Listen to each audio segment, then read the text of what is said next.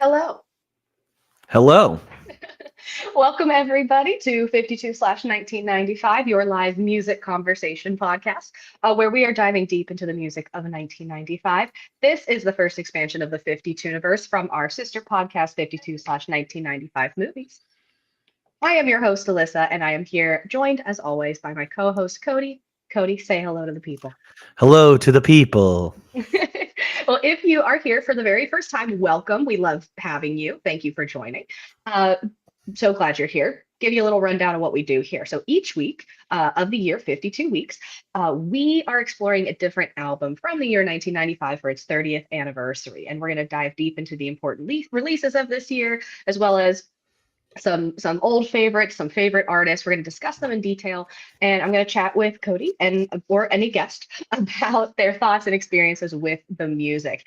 Along with that, each month is going to be a different theme or different music genre. So this is our final week in February. We are wrapping up Country Month, and today's album is the hits by Garth Brooks. So this is a compilation album. This is a greatest hits album by the legendary Garth Brooks.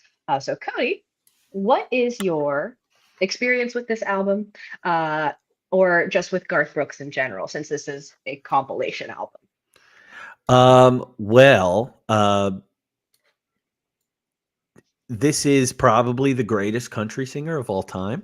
Probably. I mean, Probably. yeah, I'll go out. Hmm. I'll say it. I'm not afraid to say number one of all time, the GOAT. Hmm.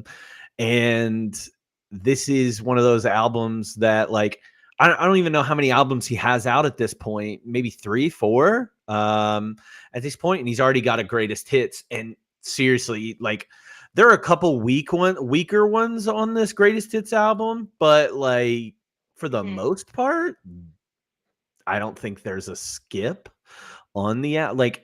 Honestly, I don't think there's a skip on there. Yes, there's some songs that are a little bit weird, but that for the most part, it's not a skip album. Yeah. And that's what you want from a greatest hits album, Hmm. and uh, it's just incredible. The dude knows what Yeah. he's doing. I mean, I felt pretty comfortable. I did listen to this album, but for preparation, I didn't really do You didn't that have much to. listening because I was just singing them all week in anticipation of it. So I was pretty excited to even talk about a few of these songs and learn more, I guess. Oh yeah, and you're correct. It's about three-ish albums before this one came out. So the fact that he just kind of like dropped on the scene around 89 and we're already getting a greatest hits album in 95. Like he really blew up and like immediate success. It's not like he's had a flop album. I mean, even today, the man has done two world tours is and we'll talk about his accomplishments later, but the you are right. He is the goat of 90s country music. He is one of the most awarded, most best-selling country artists of all time. And I think he's kind of like we've been talking about him every single week this month. When we talked about Tim McGraw, we talked about John Michael Montgomery, and even Shania Twain. But he is the guy. If you are interested in learning about 90s country music, he is the one to start with. He is definitely the most successful, probably the one with the biggest continued success. Hmm. I mean, he just put out an album in like 2023 and was doing, I think he did a world tour and then a stadium tour. And I think the stadium tour was in 2019 or Hmm. 2017, around that time. So again, the man is still going. Like this is And he, not slowing down. and he sells out every arena that he ever goes to. Adds multiple days too, because I don't know about Cincinnati, but the last time he went, I went through Little Rock. I know that I'm pretty sure he did 3 nights, and Hmm. was only scheduled for two, but added a third night and sold that out every night. Like, who does that? Yeah, I feel Besides, like, like, Taylor Swift right now, I think that's the only. yeah, honestly, that this is like if it because as again, we talk about Taylor Swift every week, big Swifty. Like it is hard to compare Taylor Swift to a lot of artists just because of the sheer numbers that she does. Garth Brooks beats her. Like I mean, that is someone that you can compare her to is Garth Brooks in terms of numbers. Like he did it first. and she's kind of following in those footsteps. Also, he's had a longer career than her, but just again out of sheer numbers. So it's very interesting. But to look at his like list of accomplishments and to see all that he's done, my experience, like as with most things that we discuss on this podcast, my experience is much less. I did not grow up listening to Garth Brooks specifically. He was not played in my house, not for any reason in particular. It was just like it was like Shania Twain, and that was it. Mm-hmm. We were listening to the ladies, and I really didn't listen to Garth Brooks until like I specifically sought him out probably in college, because like 2013 is from around when I was like, I should probably listen to him at some point. Mm-hmm. And then go with all the hits. Friends in Low Places, Ain't Going Down, Till the Sun Comes Up. Like that is my like extent of my knowledge of Garth Brooks. And the more I dig into him, the more I'm like, I must know everything. Because what a fascinating dude with a fascinating life.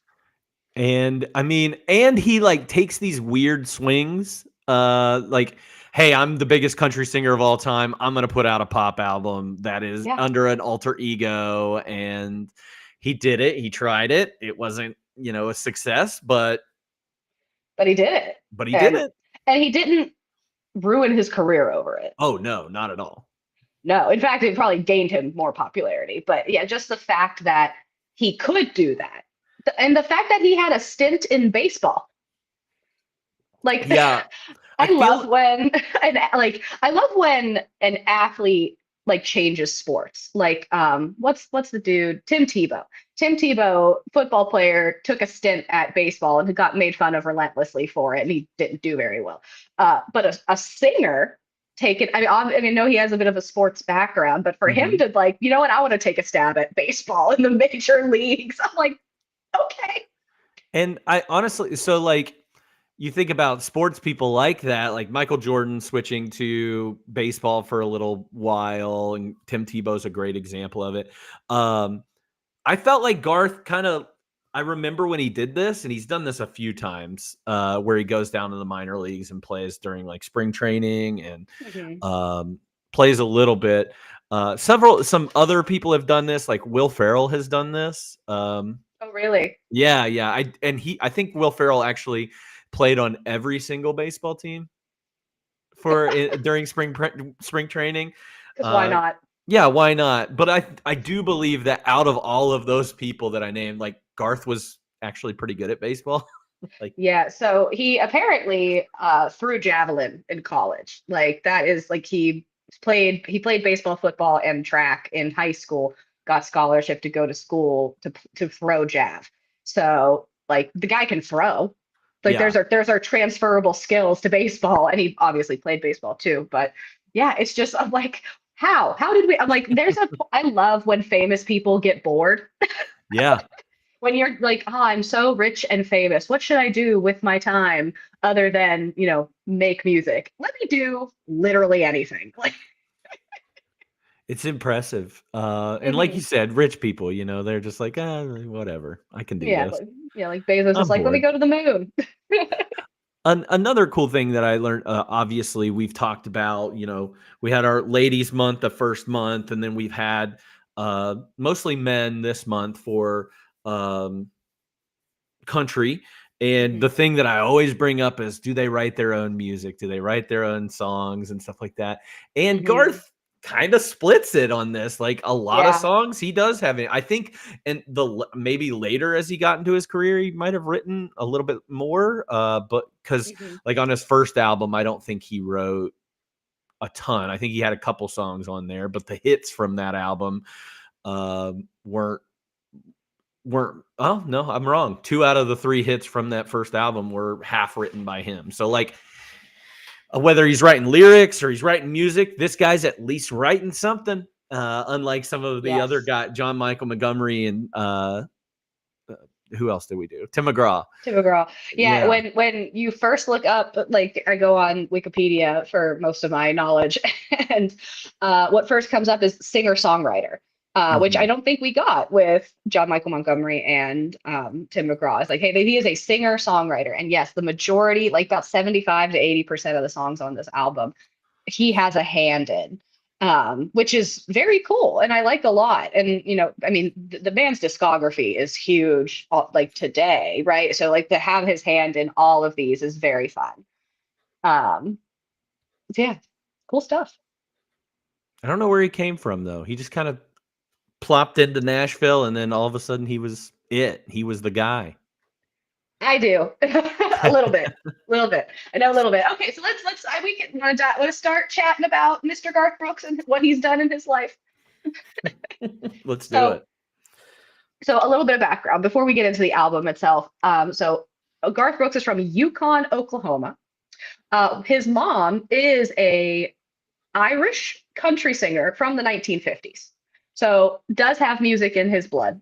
Has his both of his parents, that was a second marriage for them. So there's like four half siblings, and then Garth and his sibling as well. So there's 6 kids total. And with that family, with a musical background, very talented, they hosted weekly talent nights in your could you imagine? Every Friday night, your parents are like, put on a show. And so all of the children were required to participate, and whether they're doing skits or singing, and Garth Brooks learned to play both the guitar and the banjo for these little talent shows that he put on for his family. So he's been playing and writing music and singing and involved in music his entire life. Did you say what his name is? No. What his full name is? It's Troil Garth Brooks. I missed that. I did not. Troil, spelled like royal with a T. T-R. It's just royal with a T in front. Troyal. Yes, Troil. Is that Irish? I have no idea. I mean, his is mom that where the is name from, Troy comes from? probably not. It's probably I don't know. We got it. Someone who's out in the chat, maybe. No, I have no idea. Just because his mom was Irish, I just made an assumption. Yeah, I thought that was fascinating. One, he's already Garth is such a name, but Troil on top of that is just. Could you like? I'm just imagining him getting yelled at by his mom. Troil Garth. What a child's name. That's great. Yeah, but so that's how he grew up. And then, like I mentioned earlier, he played a ton of sports in high school, got scholarship to go to college, but basically just like for funsies was playing at local bars and spots, also through college, more so as like a hobby. But he did get discovered by a producer in Nashville and was like, "Hey, you got to come, you got to do this." And what he was like experimenting with a lot of music. He liked rock music a lot. He also liked country. But the more he like got into it, the more he played, he realized, yeah, I really want to focus on this country music stuff. So not necessarily like growing up going, I'm going to be a country singer. I think if anything, he grew up thinking he's going to be an athlete.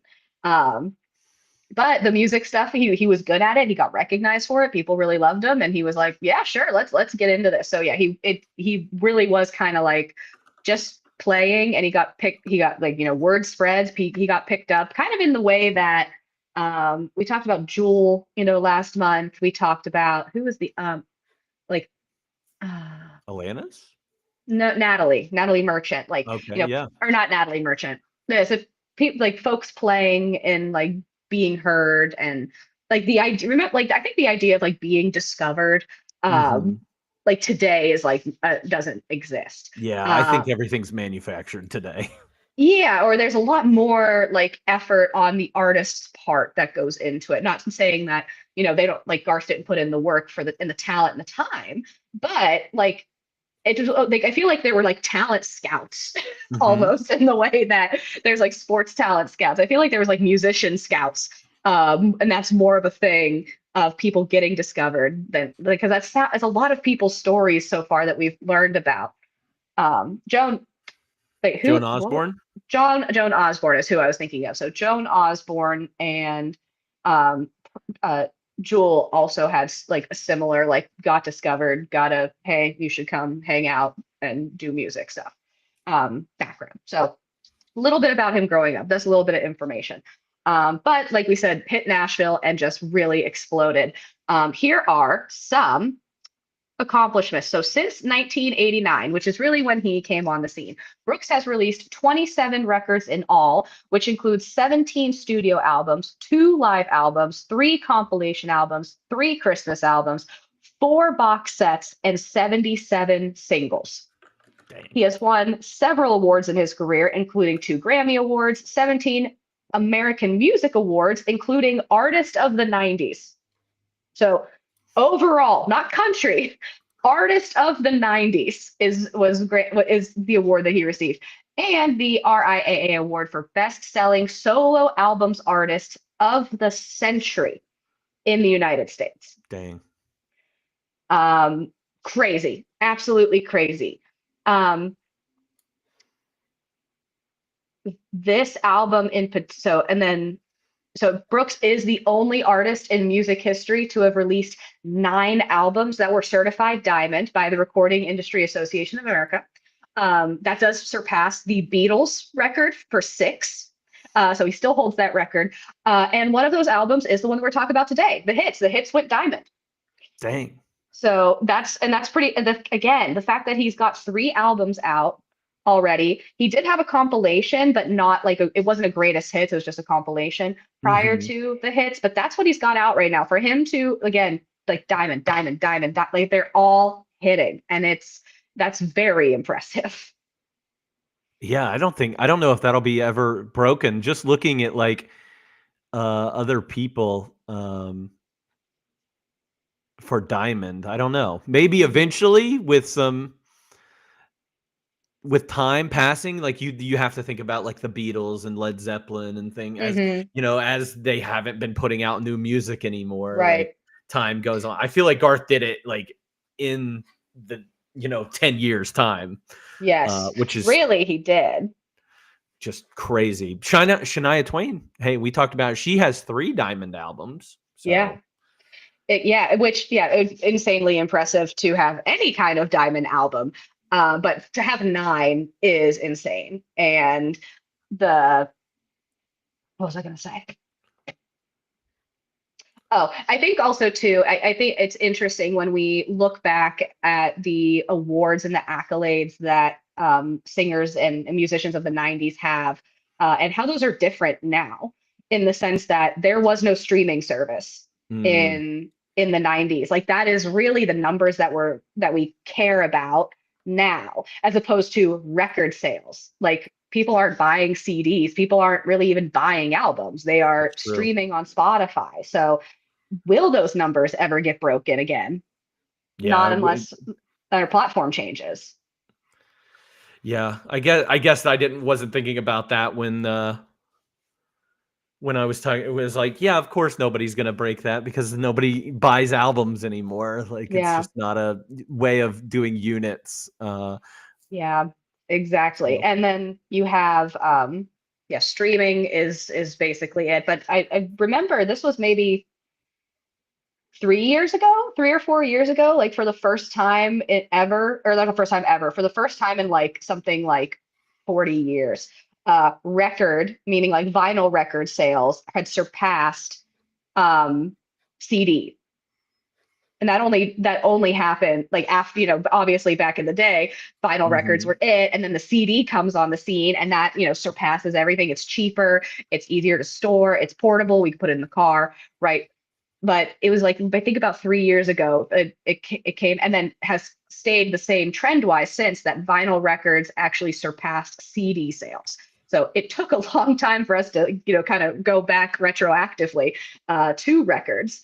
And cassettes are also on the rise now. I feel like eventually cassettes might even pass CDs. But we are also seeing a movement. This is a completely separate conversation. We are seeing a movement in purchasing physical media, people not liking streaming as much anymore, and also almost being like nervous that the things that they have purchased might be taken away at some point or might go away because it's just a download. So we are seeing a movement in people buying more physical media. So maybe it will come back. But we have no clue. Just a very interesting thought process. Yeah, everything is cyclical and like I am one of those people that bought up I bought I think it's called the Diamond Collection of uh, Garth Brooks's vinyls. I think I don't even know how many it is, but it does have like one of his live albums on there. And I don't, it doesn't have the hits because he stopped making this album, I think, very shortly after it went diamond or something Well, like yeah, this was a very and I think again, I really need to do more of a deep dive. Like I know I could have done more of a deep dive for this podcast, but like there's so much about him that like we can't fit into our 1-ish hour time frame. But he has been an advocate for paying artists fairly. And not only that, but also giving back in a lot. He is involved in so many charities. So he's very adamant about like I am gonna like pair up with this one thing and they are gonna sell my albums and whatever money I make from them selling my albums, that's all I'm gonna do. that. And I'm not gonna sell my soul. I mean, we can't like that. We talked about this last week when we prepared everybody. We're like, you cannot get Garth Brooks music on Spotify. That is very intentional. He does not want his stuff on streaming. And it is, I think, in part, also a huge advocate for denim. I think in part because of the way that streaming works and how artists are paid. It is kind of a stance because I mean Garth he's going to make his money no matter what. Hmm. But it would be financially beneficial for him to put it on Spotify, and he will not. He used to Yeah. have his own streaming service. He actually created his own streaming service in 2014 that it was him and about 10,000 other artists. And it was like we are paying people fairly because again, like if you are an artist streaming on Spotify, you are getting paid pennies, maybe each song that is played of yours. And again, pennies maybe. So Yeah. he's like we pay our artists fairly. So there were only 10,000 artists on the streaming service. It was eventually absorbed by Amazon Music like 3 years later. So does not exist anymore, which is a huge bummer because I was about to get myself a subscription. Yeah, I was wrong about him. I thought he was on Apple Music, but I think he is only on Amazon Music Yes. currently to stream. So Correct. And I don't know I don't have Amazon Music. I don't know what their policy is on paying artists via streaming. But I say for Garth to allow them to be purchased, I feel like it has to be somewhat decent. yeah, Much as I love Spotify, their practices are not fantastic when it comes to paying artists fairly. pretty interesting. Where are the Yes. bodies, Garth? We're not getting into that. Oh my gosh. So a couple and like talking about this album specifically.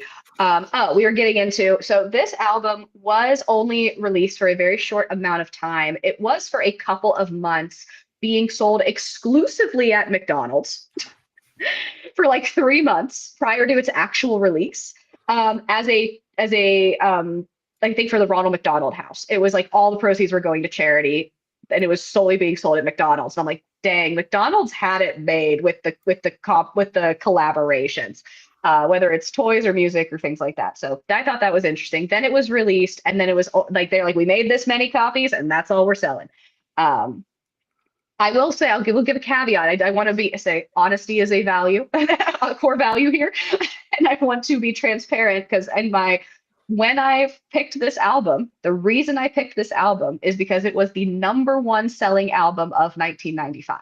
Now, of course, we've just said Garth Brooks is like the top selling artist of all time. So the Hits album was the number one selling album of 1995. I did not realize that it was released in 1994, December 14th, 1994 specifically. So we're only 2 weeks off, but I still think it's very important to discuss in the year 1995 because it was the top seller of the year. Hmm. So And wanted to just throw that out there. he did have an album come out in 1995. But this one's more fun. This one is way more fun. You're right. He does Yes. have a couple good songs on that album, but these are way better. Yes. The album is 18 songs long. It is over 73 minutes. So if y'all listen to the whole thing, shout out to you. When it comes to charting, Billboard number one, it did hit number one on the Billboard charts in the United States for both country as well as overall. So again, very impressive. And in Ireland, he is big in Ireland. He did an entire live, like it was a live television concert in Ireland. Yeah. And I remember watching it. I'm sure Tina, my sister, just name dropped, but I'm sure we have it recorded on some VHS somewhere at our parents' house. Yeah. I'm sure we have all of the live albums somewhere. She Well, the actually only got to way see to him live too. Oh, that's cool. I would love that. Would be freaking awesome. Yeah. Um, but that one again, the only way to really listen to this music was through YouTube, and a lot of the videos that come up when you search for these songs are the live renditions in that live show. So nothing but this album could have been called Nothing But the Bangers, and I fully agree. And one more fun fact about this album. So in June 1995, the master for the hits was buried under Brooks's star on the Hollywood Walk of Fame. Wow. I'm like, why? How? I mean, it's pretty dope, but this album, yeah. So the masters for this album is buried in the ground under his Hollywood star. I did not see that. I did not see that coming. That's wild. That's cool. It I is mean, pretty cool. Let's let's dig it dig up. it up. Let's get there. It's buried treasure. We know where it is. Star marks the spot. That would be, I mean, let's do it. That'll be a fun heist movie because it is worth a bunch. Let's start writing the script now. Man, it's just a bunch. It's just the guys from Land Law. It's just like two Oh, rednecks God. who are like, we are gonna steal the Declaration of Independence. We're going to steal the masters of the hits. Oh, I'm in. I'm so in. This is fantastic. Okay, but that's like I say that was a lot of information. Again, we've talked for 30 minutes about how cool Garth Brooks is. Yeah, he's pretty awesome. You ready to break down some of these songs? Yeah, I am. All right, so obviously again one of our longer albums, and again all of them are banger after banger. So which ones like stuck out to you for us to like chat about? All right. So there are a couple like obvious ones on here that I know I had sent you or had showed you kind of my list. Like Friends in Low Places, I didn't even highlight because it is like I think that is honestly his most popular song. Yes. Has to be, right? It is But 100%. I didn't even highlight it because I was like, everybody knows Friends in Low Places. Yes. The I River is another I one that go ahead. sorry, I do have a question about Friends in Low Places, and this I did not prep you for this, so I apologize. Mm-hmm. But I need to think of prepping you for things because I thought of this earlier today. Is Friends in Low Places the best drinking song? I mean, The best drink, like if you think about the best drinking songs, Closing Time.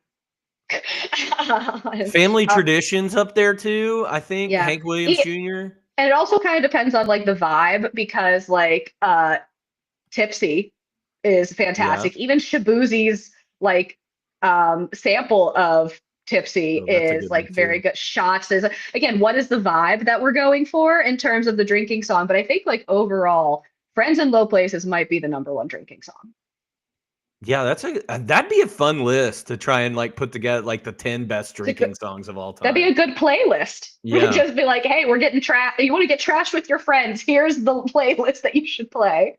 because yeah, you're blending a lot of that's one thing about the genres of music. They all have their drinking song in there. Hmm. So that'd be a lot of fun to put together something like that.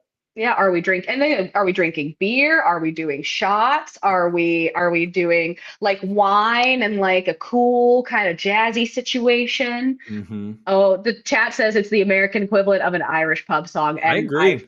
fully agree. And this is like, I mean, half of his songs are drinking songs. I mean, even on this list that we're going through, American Honky Tonk Bar Association, I think, is a Hmm. drinking song.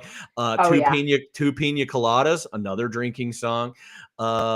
Beer Run, that's a drinking song. Like Hmm. he has a ton of these, so he's pretty awesome when it comes to Yes. drinking. Yes, it is. And it's I wonder if like where because I feel like that is a stereo. I mean, it is a stereotype of country music, especially now. It's like Oh you're yeah. drinking beer, drinking whiskey. That's all we're drinking. And I'm like, I wonder, like, how much were we drinking prior to Garth Brooks in the genre? Like, we definitely were, but like, were we drinking less? And now it's because Mm. I do think, and I said it last week with John Michael Montgomery.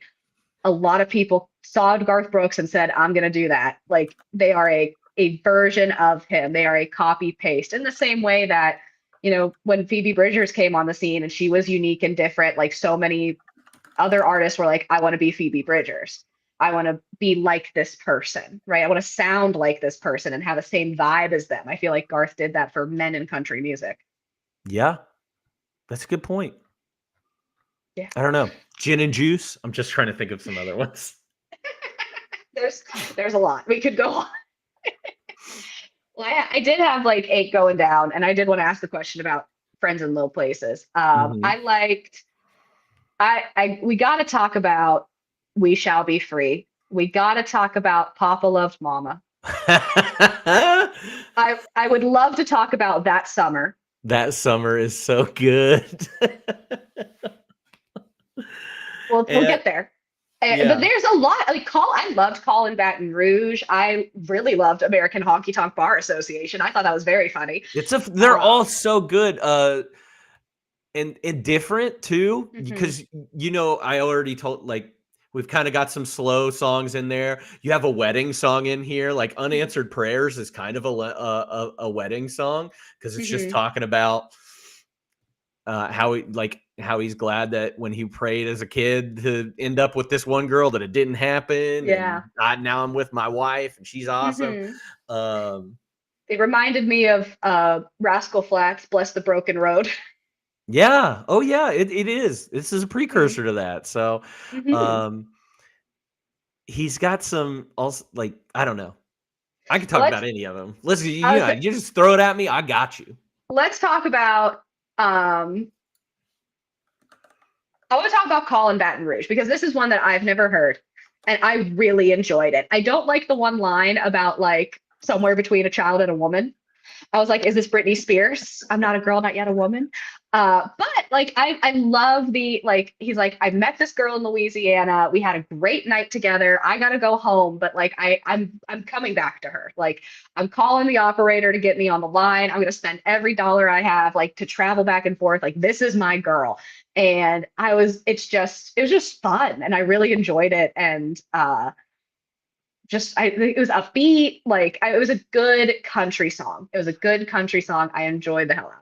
This is a great song whenever you hear it, maybe at a bar, like it plays on the karaoke, and everybody is just kind of screaming. Like you've got like your foot stomping in this song, real Yes. hardcore. It's got that great fiddle playing. Yes. That is one thing about Garth Brooks, that if you ever seen any, like if you ever watch any of his concerts or anything, he always cuts to his fiddle player for Mhm. like solos, and it goes crazy with the Mhm. fiddle. I love it so much.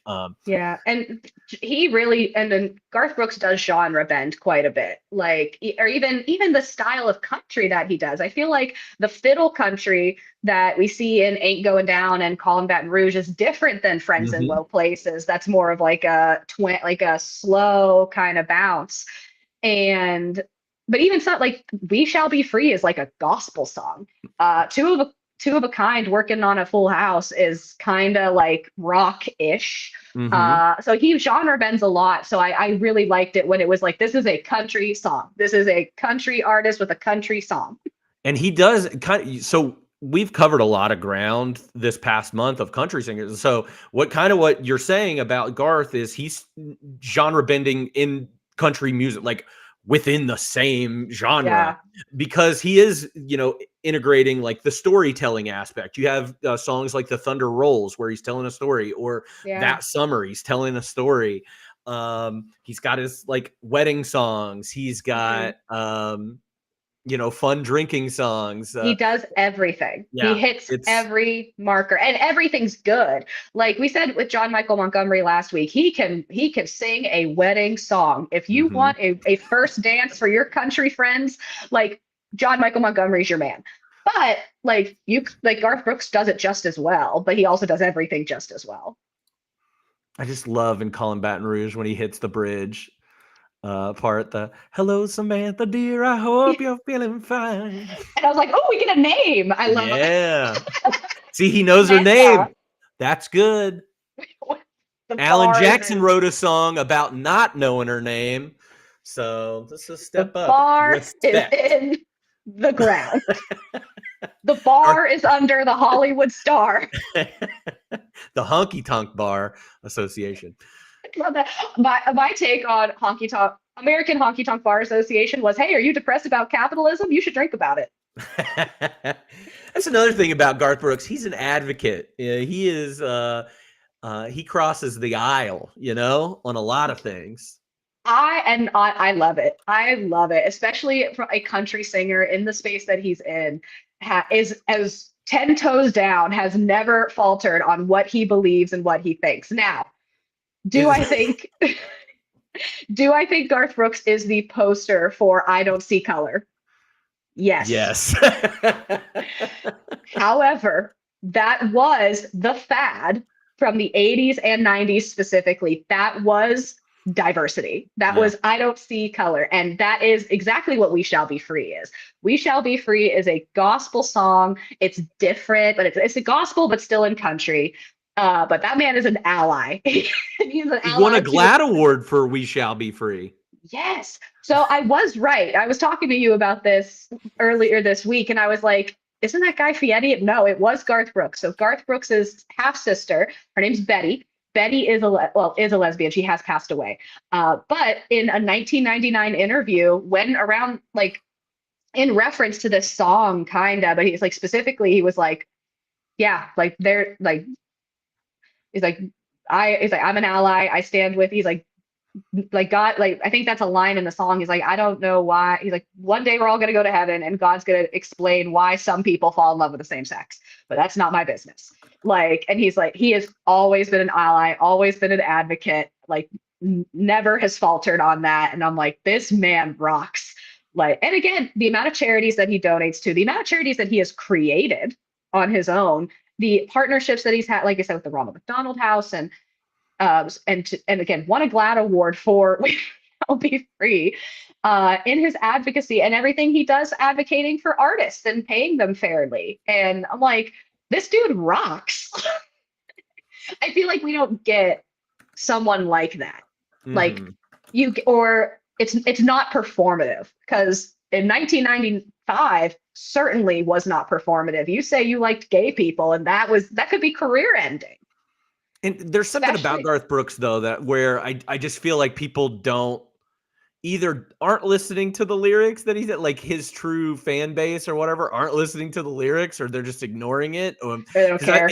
I do feel like he's invulnerable to any hate, I guess, Yeah. towards him, except for uh conspiracy theorists and stuff. That's the only thing he gets on. But I mean, he's even immune to that. So Yeah. No, that it is. And I mean, there's a lot of folks, especially in country, and I think the pendulum swings with country music specifically on what is popular. Right now, we are in almost like the upswing of pop country. It is really taking off right now. That rhinestones and the fringe, and as opposed to outlaw country. And then and again, it always goes back and forth between the two, between pop and outlaw. And even right now, today, we're seeing like an uptick in outlaw country with Zach Bryan, with Tyler Childers. Um, but the thing with outlaw country is that still country music still has that vibe, still has that sound, but it's singing about things that are like anti-capitalism, anti-police. Tim McGraw has a song about a partner, like a girlfriend, when they were like in high school, having to have an abortion. Like, mhm. and nobody talks about that. Like, this is a real song with some real things in it, with some. I'm like, I don't know if that was his experience. Again, Tim McGraw does not write his own songs, and that's okay. But again, that But was the he song. chooses what comes out. Like if you're Yes. Tim McCraw now, you're able to pick and choose what you Yeah. want. Yeah. Jason Aldean could never. Screw that dude. Yeah. We hate Jason Aldean on this podcast, or I'll speak for myself, but I'm the one talking. um, anything else to say about "We Shall Be Free" or anything? I No. guess we've talked about quite a few. Yeah. Can we talk about "Papa Love Mama"? Hell yes, we can. I love Papa Love Mama. This song is far too upbeat for the subject matter. I love this Like, song so much because it is so fun to sing. Um, it's a great song. but yeah, like when you listen to the lyrics and you go through the story that he's telling, that Papa killed Mama because he's a jealous man, which is just crazy. He's just Yeah. Papa loved Mama. Mama loved men. And it's like Papa's a truck driver. man. Yeah, man. Papa is the dad's a truck driver, so he's not home, and mom is, lonely and out on the town, and he comes home to surprise her, and she's not there. The kids are all by themselves. So then, like, when she does come home, he murders her in the room next door to his children. And everyone's just like, do, like, it's just so happy sounding. And I'm like, what is going on? It is the mental, like, it doesn't match. So when did he kill her? Is it in the hotel? Or he killed him? He killed him in the house. I'm trying to read Well, through. he brings home a bottle of wine, and mom's not there, so she does get, I think. But they like, it says the kids heard, or the singer heard, the wine bottle smash. Is that when? So no, okay. This is what happened. Okay, He comes home. give me the Mama's tea. not there. Right. And so that's when Oh, he he goes fires up. finds her. That's where he finds her, in the local motel, and he drives straight into that motel and squashes her Okay, so he broke the wine bottle prior to leaving the because he was house. mad. Yes. Yes. Mama's in the graveyard, daddy's in the pen. Love it. And that, see in the chat, that's the 90s, baby. That is the 90s, It baby. is. I was like, we don't have enough. I say, usually it's the women who are in the murder my husband genre of country music, but I like that Garth is taking a stab. He's just a loving husband, and he just wanted to do something nice for her, and she just wasn't reciprocating of that. Like, she wasn't even there to receive a gift. Yeah, bummer. That's all it's about. She wasn't cheating on him. He was just mad that she wasn't there to get his gift. That makes it not better. No, I love this song. This might be like my favorite song to sing. Oh, yeah. Okay. Of all these, So like, we're putting ain't this on going, your karaoke ain't list? yeah, ain't going down. Calling Baton Rouge and Papa Loved Mama are Are just all such good, like, karaoke songs. Like, mhm, loving. Yeah, they're all upbeat, fast, fun. So fun subject matter, fun to sing hmm. along to 100%. When Papa Loved Mama started, to me, it did sound like a Kenny Chesney song. Oh wow, that's an insult. I know, I knew you were going to be upset about that. But I'm like very this, like, upset. I was like, but like, there's I don't know what it is, because I'm like, I can't remember. But I was wondering if Kenny Chesney sampled the sound, like the instrumentals of it. So I don't know. I need to find it later. But my bad. That's okay. You just didn't offend me much. I just offended you. I'm sorry. Um, what about Two of a Kind working on a Full House? I just like this. We often talk about, like, the how clever titles are and Yeah. stuff. I like this. It's two of a kind working. It's a talking about poker, but it's about, hey, we're two of a kind right now, but we're gonna have Yeah, a family. I was like, this is like baby making music in Hmm. the worst way possible. Like, yeah, we're together and we're in love and we're gonna get busy and have a child. And I was like, okay, like, yeah. And another thing about this one too, and he does this in Papa Love Mama, is like there's like certain twang that he has when he's singing part of, like, the chorus. That I literally wrote a lot of growling in my Yeah. notes, that he growls in this song. Yeah, no, this one's good. This one kind of reminds me a little bit of, like, Joe Diffie, who I talked about last week. But I don't know. I just think this is a very sweet song. He's just so in love. They're in love, and they're I also they're ready ready to to go. expand their family. That's right. I do also think it's like I was like we talk about like the country song, like John Michael, like I'm a country man, right? And I thought this was like a different twist on it because it's like we are a country couple. So that was I was like I like that he includes this lady in this. Yeah, I also like on the last verse, he says, right before they're about to, baby make babies. So draw the curtain, honey, turn the lights down low. We'll find some country music on the radio. So they're banging it out to some country music. Who knows what's going to be? Because they're not all going to be sweet love songs. I They're was not gonna all. say because in the radio is like welcome to 101.5, like like That's oh what people no. had to do then. I suppose we can bust out a record player too, friends. Like, does that exist too? Anyway, Yeah. we have to talk about that summer.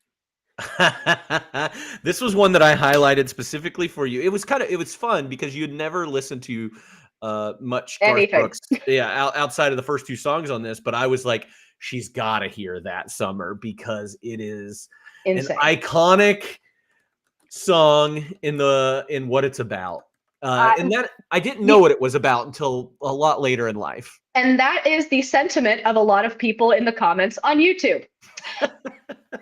I was just like, I was I'm like listening, and I'm like, oh, it's a teenage love, like kind of like Ain't Going Down, and I was like, okay, and then it like mentions a widow, and I go, okay, oh no, and I immediately was like, oh no, and I honestly I couldn't finish it, I had to stop. I got 3/4 of the way through, but I was like, I got it, I'm like this is too much. It was so uncomfortable, and again, yeah, it was bananas. But also like there's a meme on I've seen online where it's like listening to men talk about their first experiences as a teenager, and it's just bum bum da da da da da, and it's just the SVU music, and I'm like, yes, this is SVU. I think I think she is like older, Yes. not like 30s, Oh, 40s widow. I think she is 60s, 70s widow. I would also agree. That is implied. That is that like wears a dress that she hasn't worn in a long time. I'm like, how She's long's a long time? And then I watched her hands of leather turn to velvet in a touch. Yes. Again, also, and he's again a child. he, he is a child, a teenager. Maybe he's 18. We don't know. We can hope. Probably not. But he even like says to her, he's like, I've never done this before. And she's like, that's okay. And I'm like, I bet I got you. I was like, and then at the end, he's like, yeah, no, never been the same since. Like, no lover, no person I've been with has been as good or as wonderful or as awakening as this experience. And I'm like, What a okay, great chorus, though. The chorus is so good. it is a good chorus. It's a good song, unfortunately. I literally was just go, oh no. Yeah, this is I love that summer. I think it's such a fun fun song. It's kind of like strawberry wine. Yeah. When it's like, oh, she's 17 and he's like 22, and you're like, Yeah, but this one's way worse. this is way worse, way worse. But I'm like, what are we doing with these country folks? Bananas. It is bananas. Anything else to add to that one? No, I'm just glad that I made you listen to it and you Thank got you to for that. experience it. You're welcome. You're very Yeah. welcome. Can we talk about the dance? Oh yeah, the dance. So this is like his Song. song. Yeah, like this is probably I mean, besides Friends in Low Places, this might be his second Yeah, most well-known song. these are the top two. When you like search Garth Brooks songs, these are the most famous. I loved it. It was very sad, Mhm. but and like I don't I saw some like interpretation of the song. Like this could be about like a lover who, it's a breakup and you're looking, it's kind of the idea it's better to love and have lost than to never have loved at all. Like Yeah. there's like it could be about a breakup, or there's some people who are like, oh, it could be about someone who's passed away. Well, Like, that's what it was mostly used for. I said, oh, like, was it? yeah, Okay. Dale Earnhardt, when he passed away, when he was killed at, I think, Daytona or whatever, this song got like blown up again, and it was Mm. all like with tributes to it. 9/11 was another Oh. time where I remember this song. I had it downloaded on Napster. Come get me. Come get me, Garth. Downloaded from Napster. That somebody, I don't know if this is what was released on the radio, but they were like cut in not news reels, but news clips from 9/11 in between this song. So it's like a heavy song. Okay. No, I didn't know that. I see the like the discourse, but like listening to it, I was like, this is sad, but it's very good. But yeah, when you add all that extra layer to it, like it makes it so much heavier. And like reading the lyrics, it does give it that that ability to be interpreted however you want, because you would think, like, when the song came out in 1989, that it's mostly just about like love, and that's how it would be interpreted. And then when you just sit there and think of it, like, there's no like specifics in it. Yeah, um it is very um ambiguous. yes, open-ended, yes. Hmm. And I like um that. I also think it's a great song to kind of end on. mhm. Like great closer. Again, it's a greatest hits album. It's not an actual album, I'll say, but I think that is an excellent song to end on. I think opening with Ain't Going Down and closing with The Dance is a great album um journey. This is a cool one to hear on the live albums as well, when you get the crowd singing the chorus. Oh yeah. It's pretty great. That's pretty dope. Yeah. So Well, do you have anything else about any other song or anything we've missed? we didn't talk about the Thunder Rolls, Yeah. which is the story song, another story song, and this one's about the other side of like a Papa Loved Mama Yeah, situation the where man's the cheating. man's been cheating. There's a third verse, or a extra third verse of this song that he only does live, Oh. and you get the actually because in the final verse of this one, she only gets the gun, and then in the Mm. next one, you actually get to see her use the gun. Oh, okay. Yeah. That's fun. And he's good at this. He's good at adding like verses. He adds an extra verse in Friends in Low Places on a live Okay. album. So the Thunder Rolls gets an extra verse. It's very fun with that. But no, the Thunder Rolls was not. It took me many years, just like that summer, to figure out what the Thunder Rolls was about. I just thought it was about thunderstorms for a long time, because the thunder rolls and the lightning strikes. I just Mhm. thought it was really cool, and it used Yeah. like A lot of thunder effects. imagery. Yeah, literal In the, thunder in the yeah. song. Yeah. It is Garth loves some drama. Oh yeah.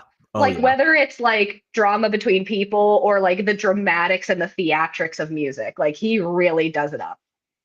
The only other song I would mention, anything, I didn't highlight it whenever I sent you my notes or anything, but Mhm. "The River" is a quintessential show choir song.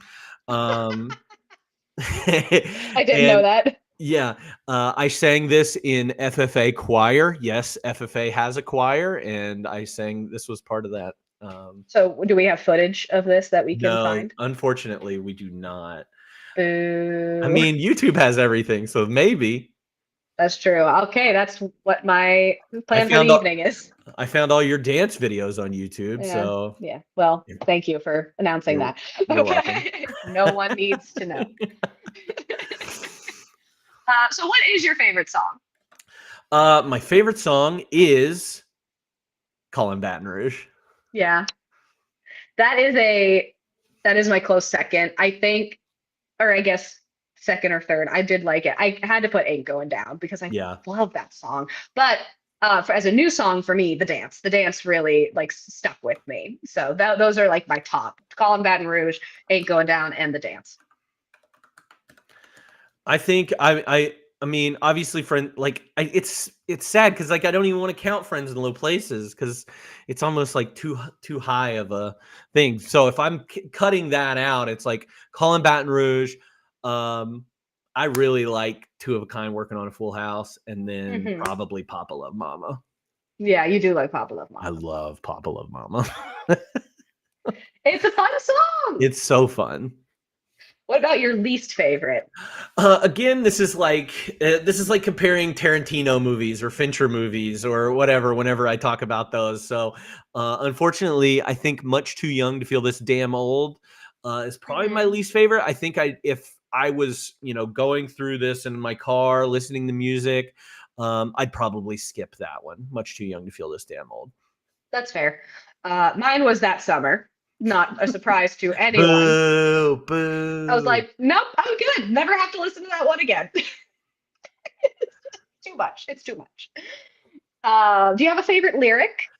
I think the chorus of the dance is pretty good. And now I'm glad I didn't know the way it all would end, the way it all would go. Our lives are better left to chance. I could have missed the pain, but I'd have had to miss the dance. I had that exact same one. Yeah.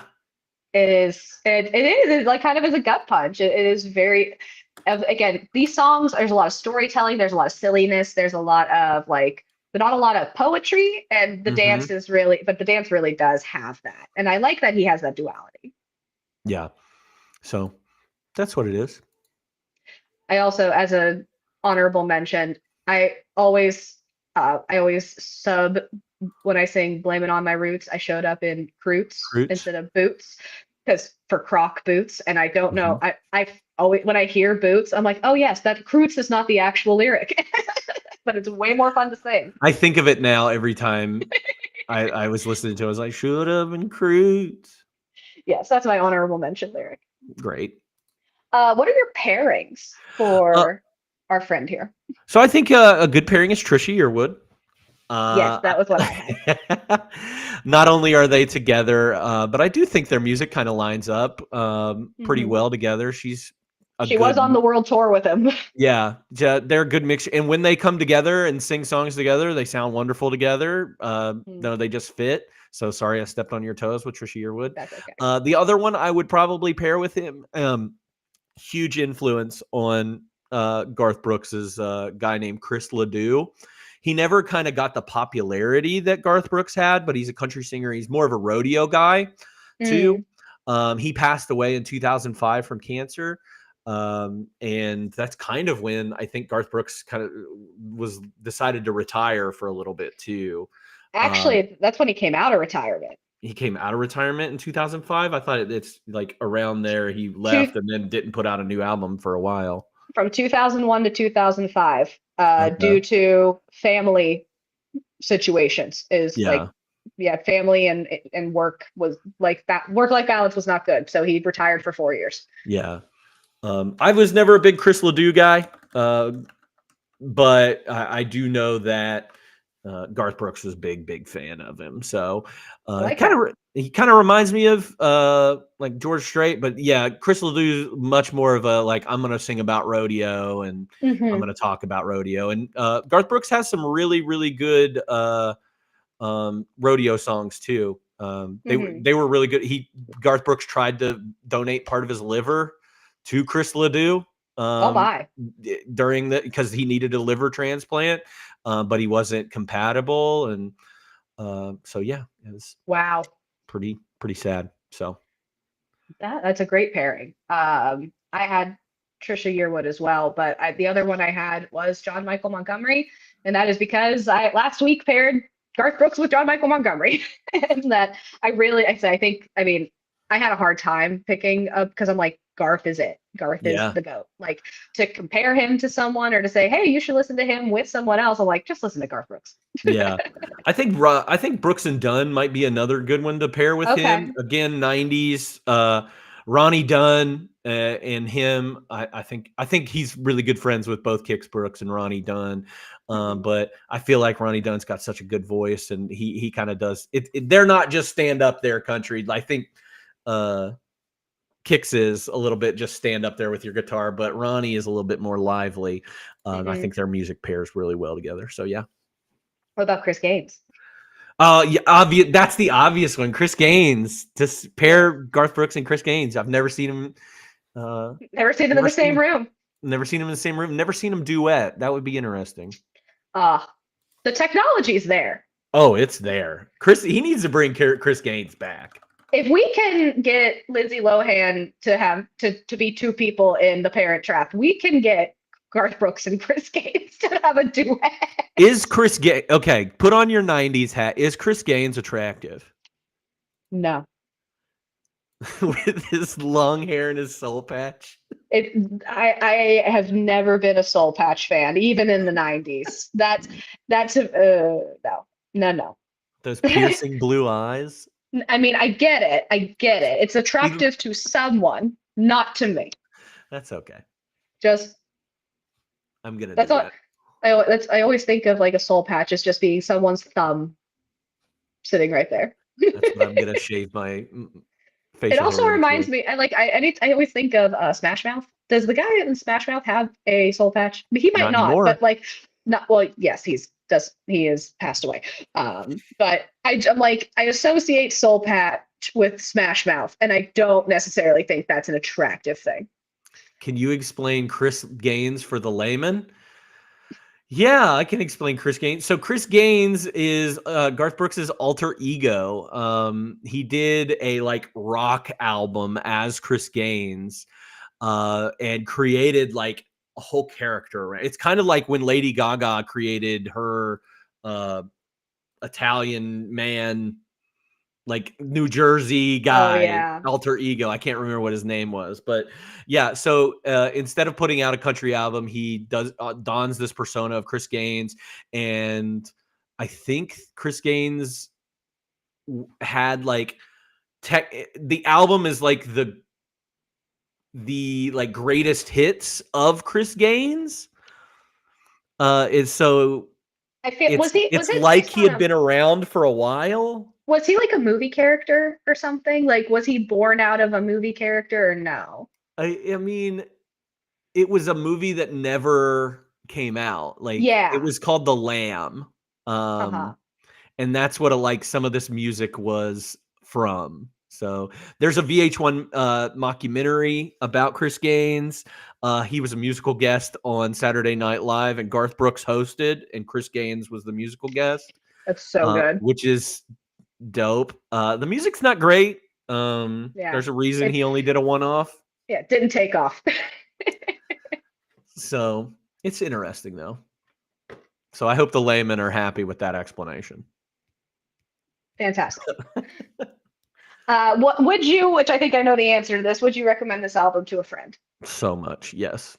Yes, this There's no harder yes than this album. it is a quintessential like you want to know about Garth Brooks? Here are 73 minutes. Yeah. And Very great. I would tell him to go get the European version too, because it has one of my favorite songs that's not on this one called The Red Strokes. And The Red Strokes is dope, and you should watch the music video after. Okay, will do. Yeah, I didn't look into the European version. Okay. What about your star rating? What'd you give it? Fives across the board, tens. Tens. This is a 10-star rating out of 5 for me. That I understand. I struggled a little bit because I don't have the nostalgia behind Garth Brooks. However, this is the greatest hits album, and it is banger after banger. So I gave it a 4.5.